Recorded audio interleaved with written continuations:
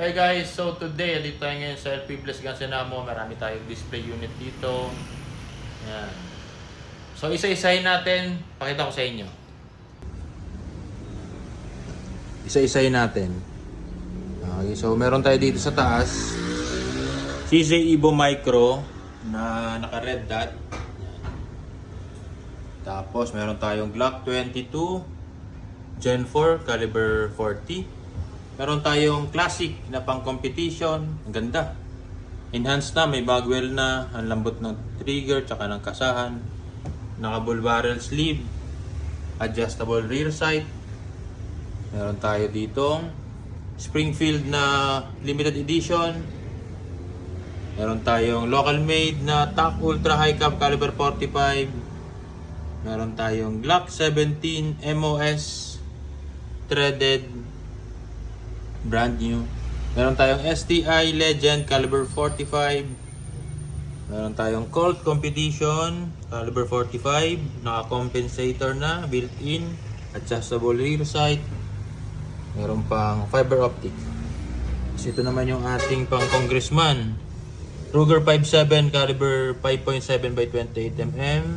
Ganda ng sight. Ported ang kanyang slide. Yan, meron tayong KMR LO2 Spectra. May libreng red dot. Competition ready. Ganda ng grip, gold. Meron tayong Hellcat RDP built-in compensator stock. Tapos Holosun. Ganda ng grip pang carry. Ito naman yung ating Glock 43 caliber 9mm. Upgraded na yung trigger, pati yung kanyang sight, front and rear sight. Tapos meron tayo itong 5.7 again, suppressor ready and optic ready, Smith & Wesson M&P 57. Dito sa kabila meron tayong PCC. Yan, ang ganda ng PCC na to.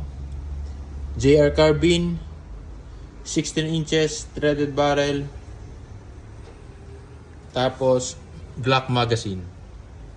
And then meron tayo dito. Yan, ganda. Desert Eagle 44 Magnum titanium gold pang collection. Ito rin Desert Eagle stainless caliber 50A Action Express. Tapos sa taas meron tayong yung bestseller natin na T4 Taurus T4 14.5 inches na naka-suppressor, naka-red dot at magnifier combo.